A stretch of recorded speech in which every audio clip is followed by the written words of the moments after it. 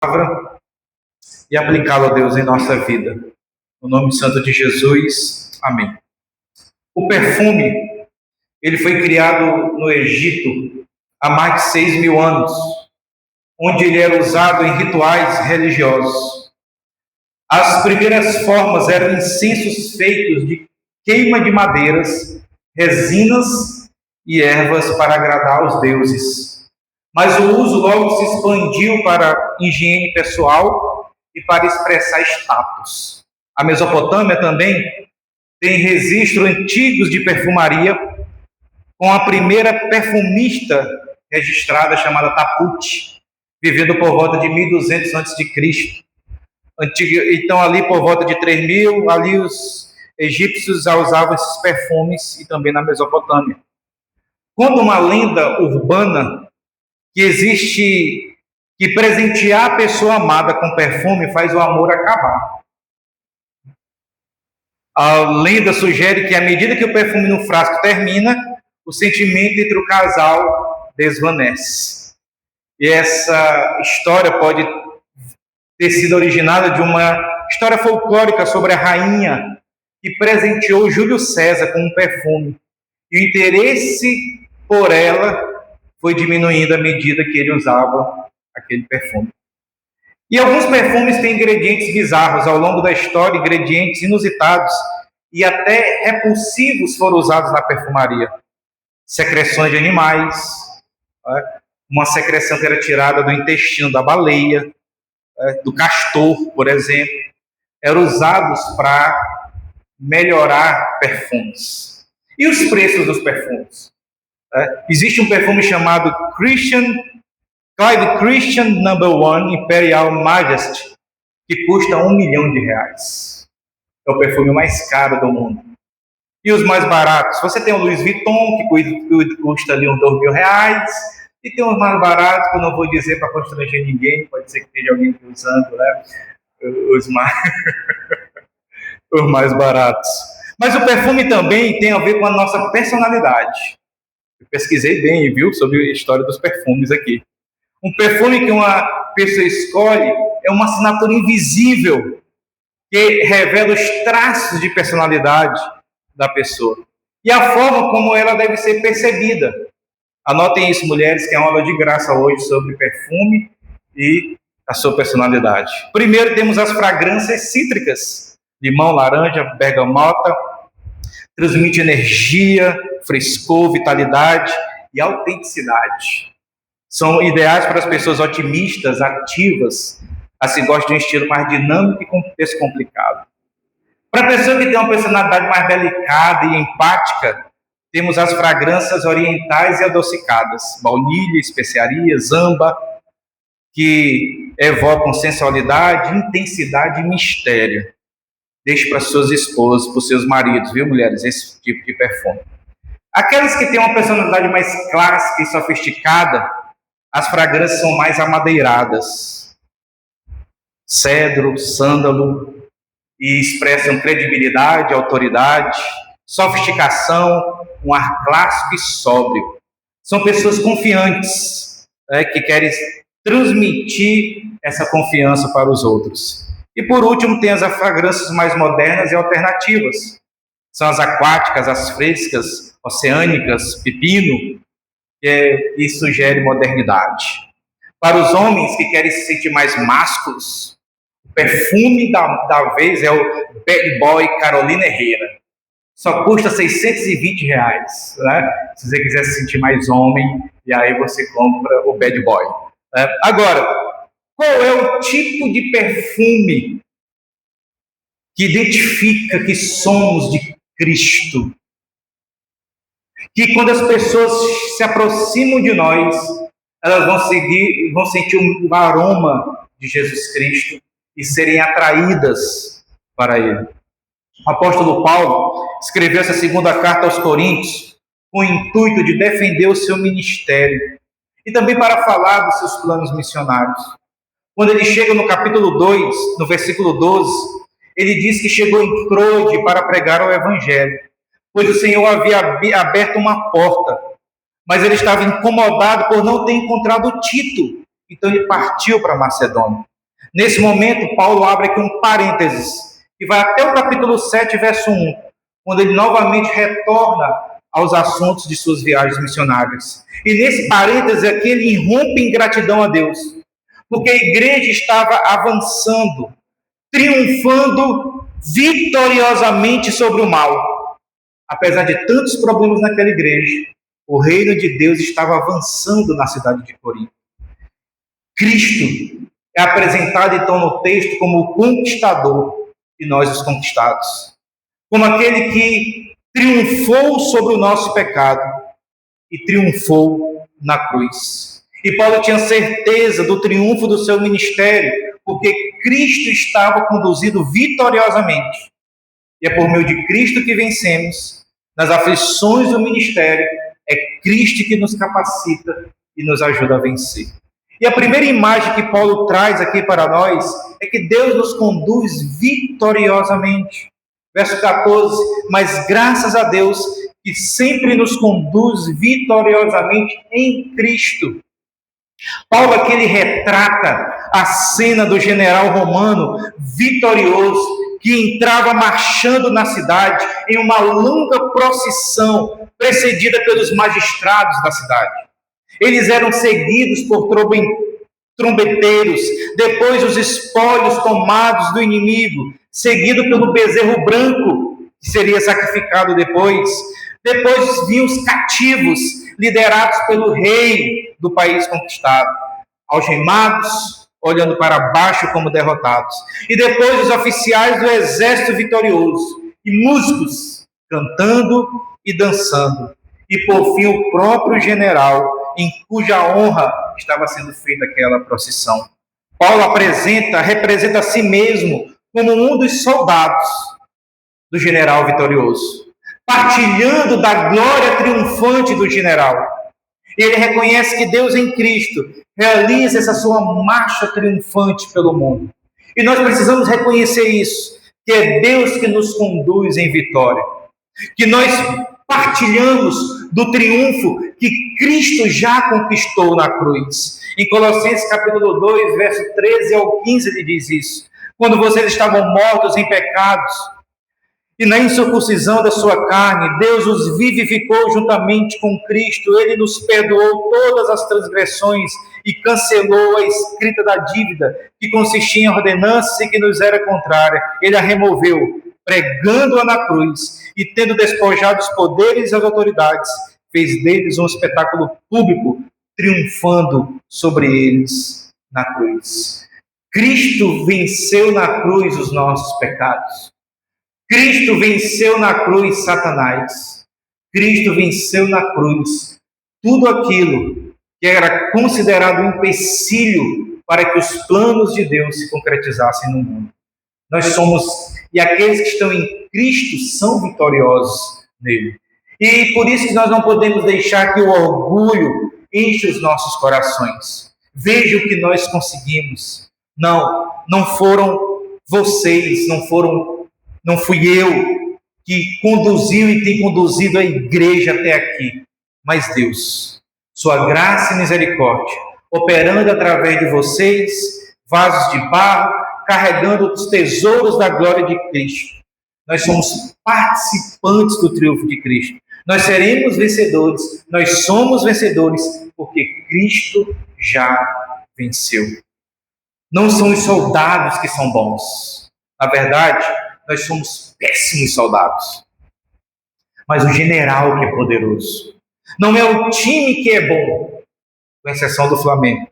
Na verdade, nós somos pernas de pau, mas o técnico que é excelente. Jesus é o poderoso general e o competente técnico que nos leva à vitória. Louvemos a Deus que nos conduz vitoriosamente. Louvemos a Deus que realiza a sua obra através de pessoas frágeis e pecadoras como nós. Louvemos a Deus que tem conduzido triunfantemente esta igreja. Louvemos a Deus por sua graça inesgotável.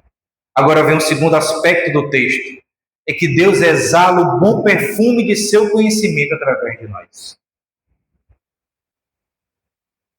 Deus exala o bom perfume do seu conhecimento através de nós. E por nosso intermédio, exala em todo lugar a fragrância do seu conhecimento. Paulo diz aqui que é por nosso intermédio que Deus no mundo exala o bom perfume do conhecimento de Cristo. Deus, através de nós, exala esse bom perfume de Jesus. O que Paulo está falando? Como nós exalamos esse aroma? A Nova Tradução na linguagem de hoje colocou assim o texto: como um perfume que se espalha por todos os lugares, somos usados por Deus para que Cristo seja conhecido por todas as pessoas. A Bíblia Viva diz: Ele nos utiliza para falarmos aos outros a respeito do Senhor e para espalharmos o Evangelho como um perfume suave. A igreja, então, ela exala essa fragrância quando testemunha de Cristo. O aroma do Evangelho é espalhado através da igreja. Um cheiro penetrante, incontrolavelmente penetra em todos os lugares. Espalha-se e ninguém consegue impedi-lo. E com certeza, neste momento, você está sentindo o perfume de alguém, ou que está do seu lado, ou que está atrás de você, principalmente se for mulher, que gosta de perfumes mais fortes, chamativos, né? Que a distância assim você já sente o cheiro, né? Que elas usam aqueles perfumes que se sobrepõem a todos. Né? O que Paulo está falando é que o conhecimento de Deus fica evidente na vida daqueles que experimentam a santidade e o amor de Deus. É inegável, irmãos, a mudança na vida de um salvo em Cristo Jesus. O Espírito Santo é aquele que concede vida a nós. Nós estávamos mortos em delitos e pecados, Ele nos dá vida. Ele nos ressuscita espiritualmente. Ele nos leva para Cristo. Ele partilha a vida e o amor do Pai e do Filho conosco. E esse Espírito Santo, ele permanece conosco para fazer a vida de Cristo florescer e vicejar, para que exalemos a fragrância de Cristo. Esse perfume não nos pertence, ele não faz parte da nossa natureza, ele é de Cristo. Na verdade, nós fedemos, nós exalamos o mau cheiro do pecado. É a presença de Jesus em nós que exala essa fragrância. Paulo diz, Efésios 5:2, como também Cristo nos amou e se entregou por nós como oferta e sacrifício de aroma agradável a Deus. Antes de Cristo, tudo que nós oferecíamos para Deus fedia. Agora em Cristo, tudo que apresentamos a Deus vai a Ele como um aroma suave. Jesus foi um sacrifício agradável a Deus, um aroma suave às narinas de Deus. Agora Cristo, através de sua presença e atuação em nós, faz com que exalemos seu bom perfume.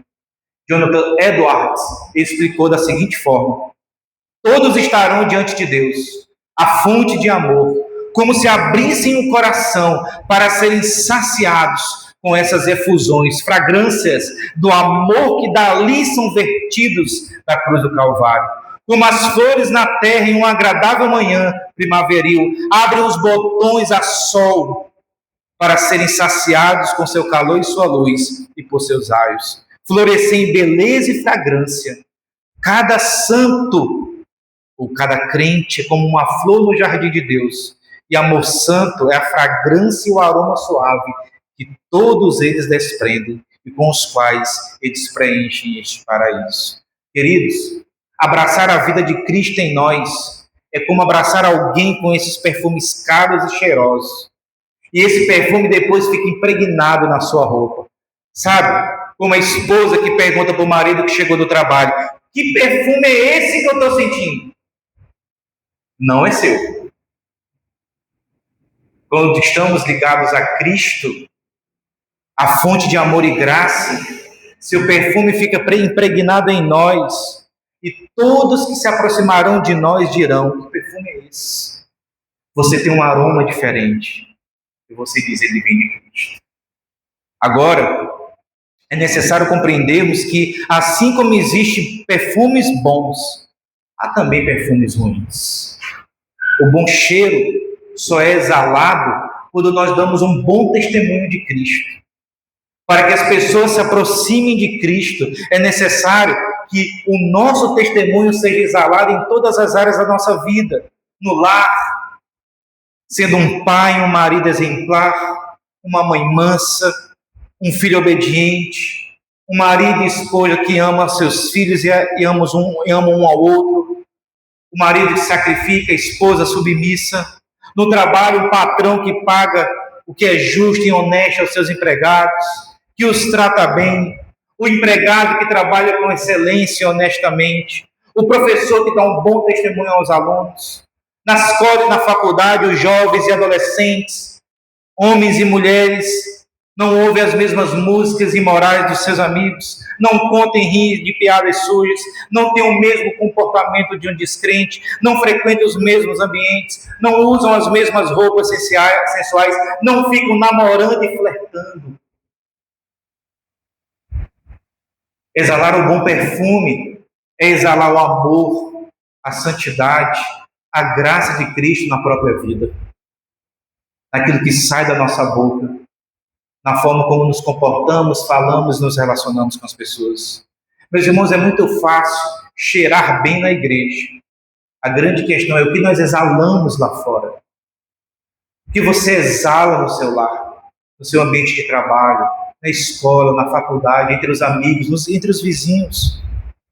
Muitos pensam que vir ao culto, cantar bem alto, fazer uma apresentação musical, isto basta, isso Deus já se agrada. Não. É preciso que a adoração a Deus, a fragrância de Cristo, seja exalada no mundo, no meio das pessoas que estão longe de Deus. Meus irmãos, que não sejamos como aquele personagem do desenho animado Pepe Le Pew. Lembra daquele personagem? Era um gambá, de origem francesa, que tinha como característico o mau cheiro. Vocês lembram, sim, não vão dizer que só eu assisti aquele desenho, não. E ele tinha um amor pela gata Penélope. E a gata Penélope, por azar, tinha as costas acidentalmente pintadas de branco. O que fazia era parecer o quê? Uma gambá. A história era Pepe correndo atrás da Penélope, que fugia por causa do mau cheiro do gambá. E há muitos crentes que, por causa do mau testemunho, elas afastam as pessoas de Cristo. Porque ela não tem a fragrância de Cristo. Elas têm um fedor com seu mau testemunho e se tornam pedras de tropeço para que outras pessoas conheçam a Cristo. Isso não quer dizer que todos receberão de bom grado o nosso testemunho.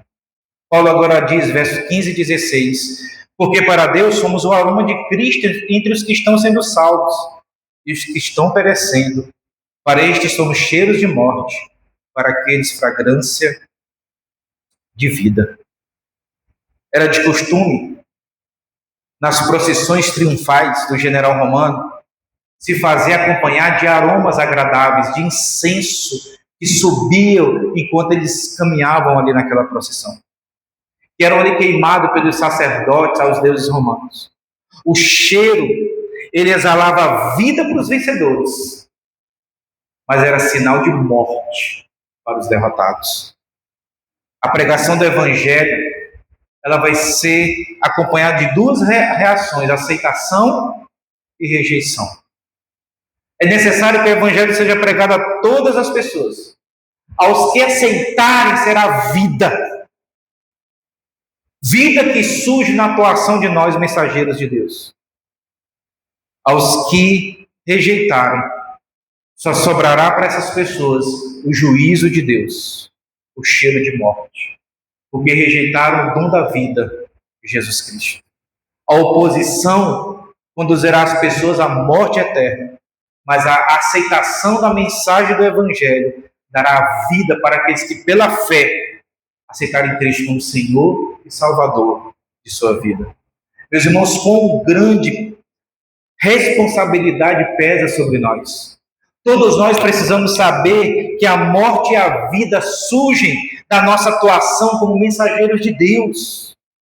Por isso que Paulo pergunta, mas quem está capacitado para tanto? E ele vai responder no capítulo 3, no verso 6. Não que possamos reivindicar qualquer coisa com base em nossos próprios méritos, mas a nossa capacidade vem de Deus. Ele nos capacitou para sermos ministros de uma nova aliança, não da letra, mas do Espírito, pois a letra mata, mas o Espírito vivifica. A nossa capacidade vem de Deus. É por meio do Espírito Santo que nós somos capacitados, recebemos poder para pregar o Evangelho. É por meio da atuação de Cristo em nós, daqueles que têm a verdadeira vida em Cristo, que a vida é exalada através de nós, e esse bom perfume vai alcançar muitas e muitas pessoas. Mas há um terceiro aspecto no texto que nós precisamos focar, que está no verso 17. Que Deus exala o bom perfume quando pregamos a palavra de Deus, sem adulteração, como ela é. Naquela época, era comum os taberneiros, os donos das tavernas, misturar vinho com água, a fim de enganar os compradores, visando assim mais lucros. Eles só estavam pensando ali no seu bem-estar. E a palavra aqui refere-se àqueles que distorcem ou diluem a palavra de Deus para benefício próprio. Paulo está fazendo uma alusão aos falsos mestres, que entravam na igreja para arrancar dinheiro e obter lucro de seus membros. E essas pessoas adulteravam a palavra de Deus com o propósito de agradar os ouvintes.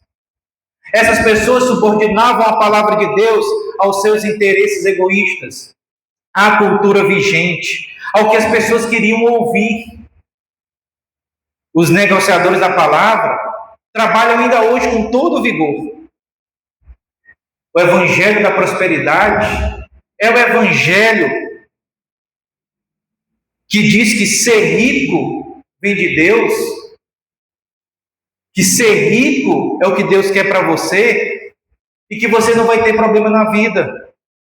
John Piper diz que a prosperidade não pode ser a prova do favor de Deus, pois é o que o diabo prometeu aos que o amam. E prometeu riquezas para Jesus. Temos o evangelho da graça barata, onde muitos fazem vistas grossas ao pecado de seus membros, apoiado por livrarias evangélicas que vendem livros de escritores que não são comprometidos com a verdade, para obterem lucros. A graça barata, o evangelho da prosperidade, o evangelho do coach. Há tantas pessoas diluindo o evangelho para que ele se torne mais palatável para as pessoas. Para que a igreja, para que a mensagem se torne mais amigável. O mais importante, dizem, é a igreja cheia.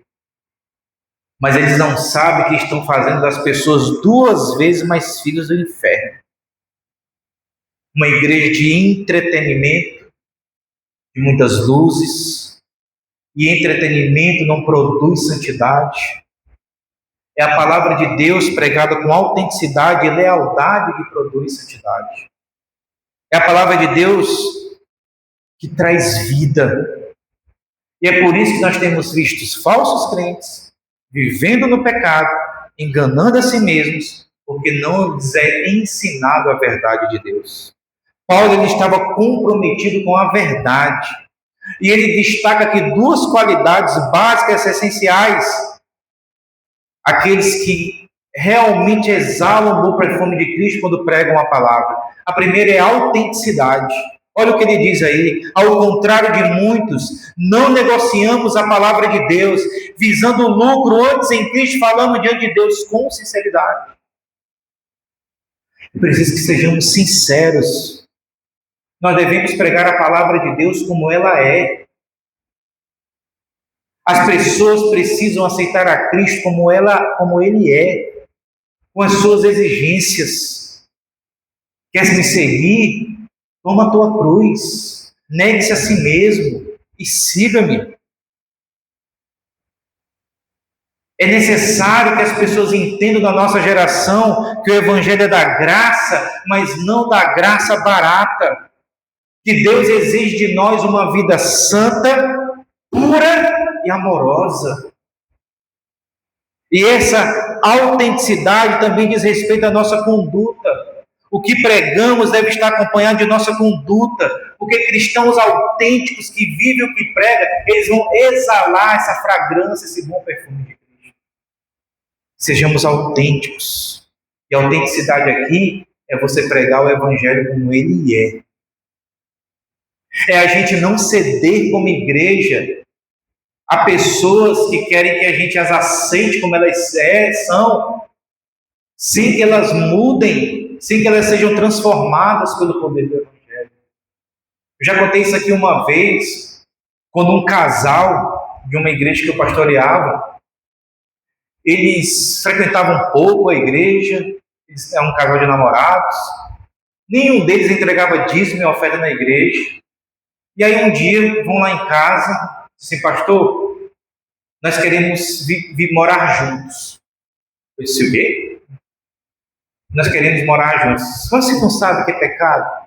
Vocês não sabem que vocês estão vindo falar com alguém que não concorda com isso? Sim, a gente sabe, mas é porque, pastor, a gente vai começar a dar o dízimo. Né? E a gente já falou com o pastor da igreja fulano de tal, ele casa a gente se o senhor não casar. Eu disse, não, ele não vai casar. Quem casa é o Estado. Ele vai fazer uma cerimônia religiosa fingindo que vocês estão casados diante de Deus e da sociedade. Mas pastor, nós vamos dar o dízimo. Eu falei, vamos pôr esse dízimo de vocês para o inferno. Eu não estou à venda.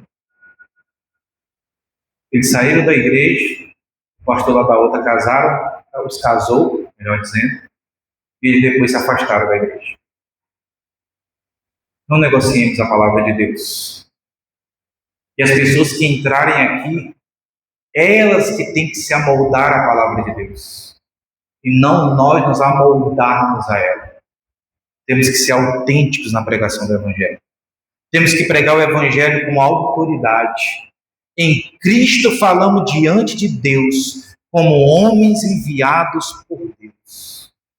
Paulo era mensageiro de Deus. Nós somos embaixadores de Deus. A autoridade de Paulo e a nossa autoridade vem da palavra de Deus. Isso quer dizer, meus irmãos, que não importa o que as pessoas dizem, quem é você? Você diz assim, eu não sou ninguém. Mas eu sou alguém que foi alcançado pela palavra de Deus. E eu estou pregando essa palavra para você. Converta-se, arrependa dos seus pecados, volte para Cristo e seja salvo.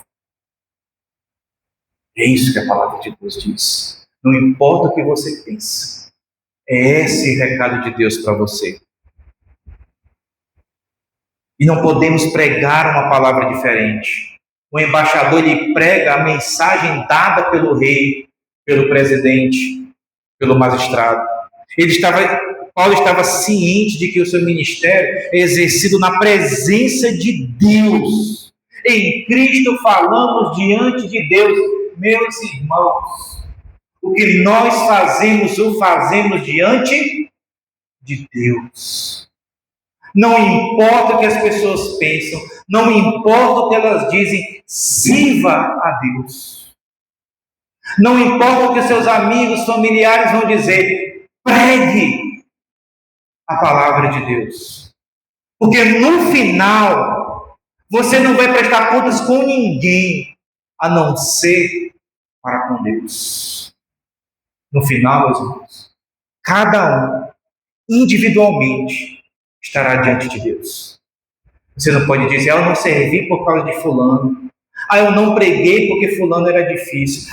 Isso Deus vai dizer assim, eu não quero saber dos outros. Eu quero saber de você. Como você me serviu. Como você pregou o Evangelho. Se você não deturpou a minha palavra. Se você não foi covarde com o seu testemunho. Se você não ficou em silêncio quando era para você ter pregado. Se você não deixou de me servir, ainda que tenha oposições e invejas. Porque o que disse Paulo? Nós servimos diante de Cristo.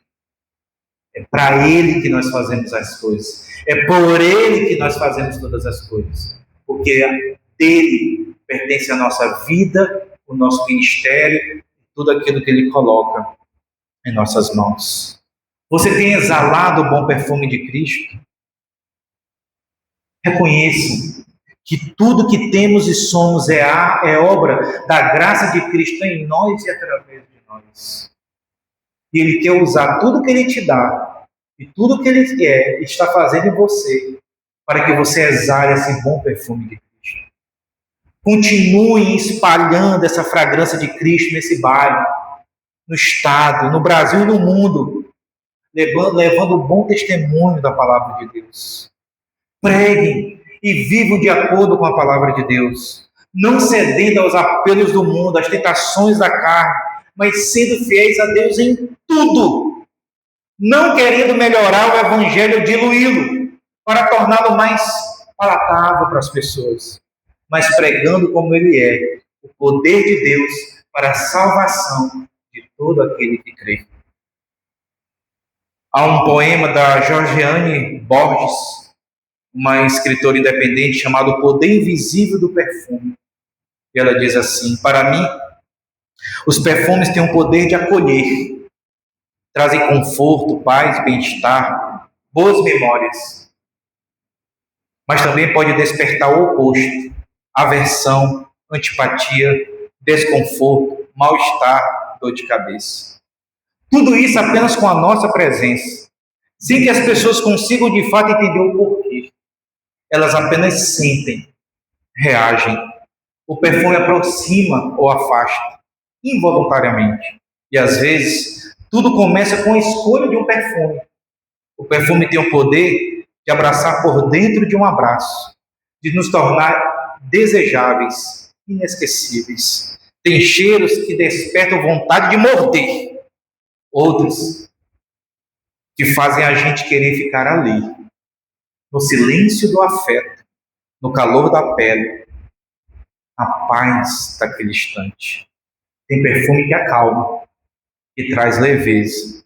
Tem perfume que acende, nos coloca em chamas, em desejo e em urgência. E sim, tem perfume que desperta euforia, fúria, desprezo, rejeição, ânsia, asco.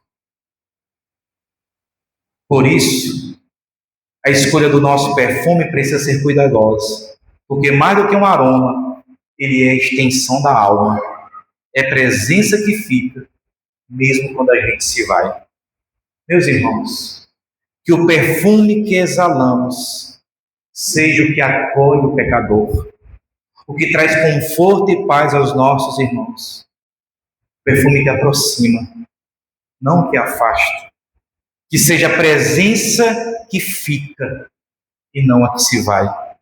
A que marca a vida das pessoas e as faz querer conhecer a fonte dessa fragrância agradável que há em nós. Cristo Jesus, o nosso Senhor, o nosso Salvador. Fiquem em pé, vamos orar. Pai bendito e amado,